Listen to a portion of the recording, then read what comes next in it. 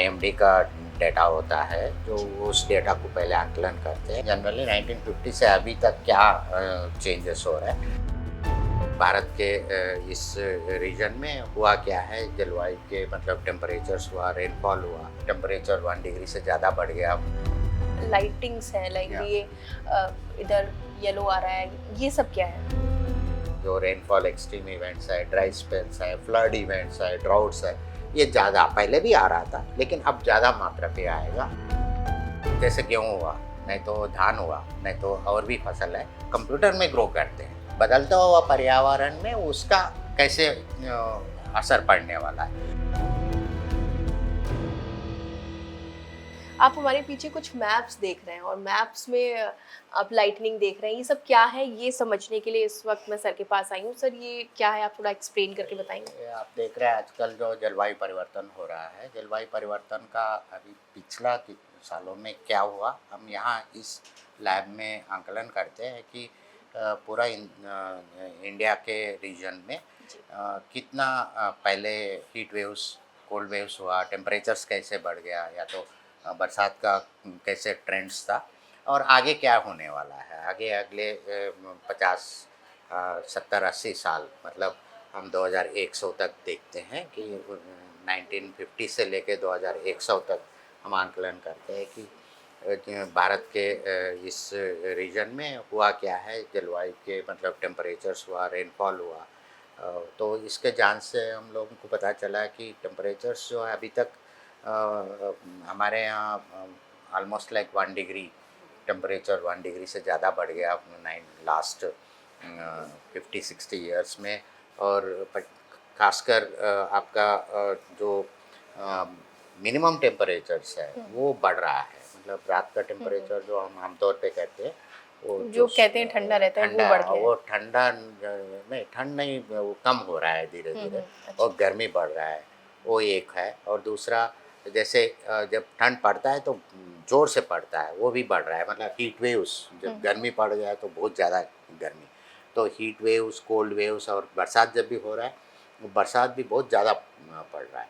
तो बरसात का जो डिस्ट्रीब्यूशन होता है, या तो बहुत ज़्यादा बरसात हो रहा है या तो ड्राई स्पेल आ रहा है, तो ये सब फसलों के ऊपर भी असर पड़ता है। तो इसका फिर हम फसलों के ऊपर क्या असर पड़ता है वो तो भी सर जान जैसे ये सकते मैप्स देख रहे हैं, कुछ लाइटिंग्स है लाइक हैं। ये इधर येलो आ रहा है, ये सब क्या है? ये रेनफॉल का क्या इंटेंसिटीज आ रहा है, टोटल रेनफॉल्स कैसे हो रहा है, और डिफरेंट रीजन्स में ऑल ओवर इंडिया में कितना रेनफॉल का आगे जाके चेंजेस होने वाला है। जैसे आपने अभी बोला इस लैब में हम ये स्टडी करते हैं, कैसे स्टडी होती है? जैसे अगर किसी को नहीं पता कि कैसे हम आकलन करते हैं कि इस रीजन में ज़्यादा रेनफॉल हो गई या यहाँ पे कम हो रही है। तो हम ये करते हैं कि पिछले जैसे आईएमडी का डेटा होता है, जो उस डेटा को पहले आंकलन करते हैं कि अभी तक 1950 से लेते हैं। जनरली 1950 से अभी तक क्या चेंजेस हो रहा है, तो ये अभी जो देख रहा है मंथ वाइज कैसे चेंज हो रहा है, तो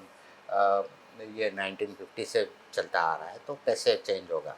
फिर इसके साथ साथ आगे के लिए हम ग्लोबल क्लाइमेट मॉडल्स का डेटा लेते हैं, नहीं तो रीजनल क्लाइमेट मॉडल्स का डेटा लेता है। ये डेटा हम जब जांच करते हैं तो उसमें पता चल जाता है कि जो पहले क्या हो रहा था फिर आगे क्या होने का है। तो उससे एक अनुमान लगा सकते हैं कि हमारा जो, जैसे मैंने बोला है कि तापमान ज़्यादा बढ़ेगा, और तापमान और मतलब हीट वेव्स, कोल्ड वेव्स का जो हो रहा है वो ज़्यादा होने का आशंका है। और दूसरी जो रेनफॉल एक्सट्रीम इवेंट्स है, ड्राई स्पेल्स है, फ्लड इवेंट्स है, ड्राउट्स है, ये ज़्यादा पहले भी आ रहा था लेकिन अब ज़्यादा मात्रा पे आएगा और ज़्यादा मोर फ्रिक्वेंटली आएगा।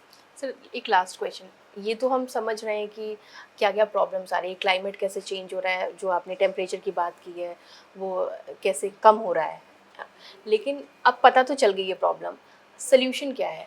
हाँ, तो ये बढ़ रहा है, इसका भारतीय कृषि पे क्या असर पड़ने वाला है उसका आंकलन भी करते हैं हम यहाँ। हमारा जैसे एक सिमुलेशन मॉडलिंग जो हम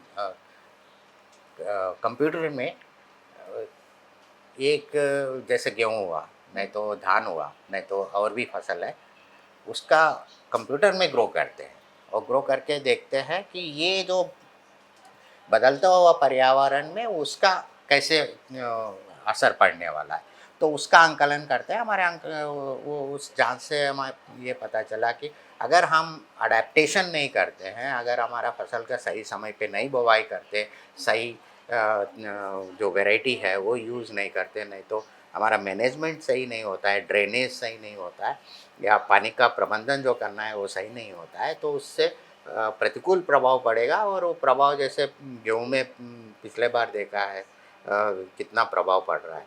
तो ये सबका हम आंकलन करते हैं कि देश भर में हमारा आगे जाके कितना इफ़ेक्ट होने वाला है, और कौन सी अडेप्टेशन, कौन सी टेक्निक यूज़ करने से आपका ये जो असर पड़ने वाला है वो कम कर सकते हैं, या जो भी जहाँ भी हम पैदावार को और ज़्यादा बढ़ाने का मौका मिलता है वो बढ़ा सकते हैं। तो ये सब हम यहाँ जांच करते हैं, ये मॉडलिंग के थ्रू करते हैं।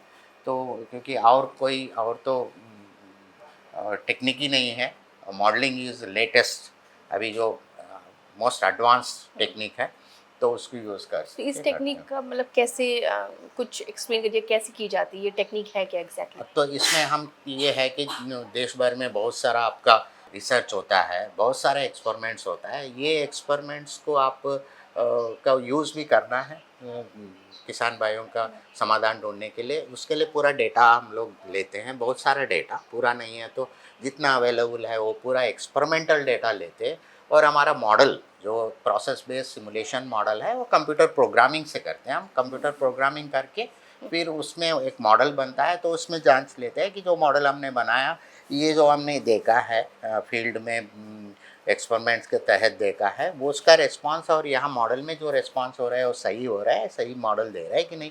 वो जांच होने के बाद एक बार मॉडल सेट हो गया तो फिर उसका पर्यावरण बदलते हुए जलवायु का एक, और दूसरा डिफरेंट मैनेजमेंट्स और भी चीज़ों को लेके हम चलाते हैं मॉडल को। तो बेसिकली उससे जो मॉडलिंग टेक्निक है वो बहुत हेल्पफुल हो सकती है किसानों के लिए। हाँ, ये किसानों के लिए इसलिए हेल्प हो सकता है इतना आगे के लिए कि 2100 ऐसे नहीं है। हम अगर मान लीजिए 15-20 दिन में भी क्या होने वाला है उसका भी हम आकलन कर लेते हैं। मॉडल में जाके आंकलन करके हम किसान भाई को बता सकते हैं कि ये करना चाहिए। तो देखा आपने कैसे क्लाइमेटिक कंडीशन को मॉनिटर किया जाता है ताकि किसानों की मदद हो सके, उन्हें ये बताया जा सके कि कहाँ पर कैसा मौसम रहने वाला है और मौसम को ध्यान में रखते हुए फसलों का उत्पादन किया जाएगा तो किसानों को भी इसका फायदा पहुंचेगा।